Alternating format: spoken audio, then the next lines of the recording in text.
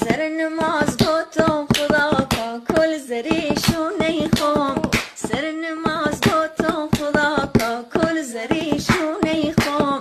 بین گل البته رو بهتر ترین شونه خم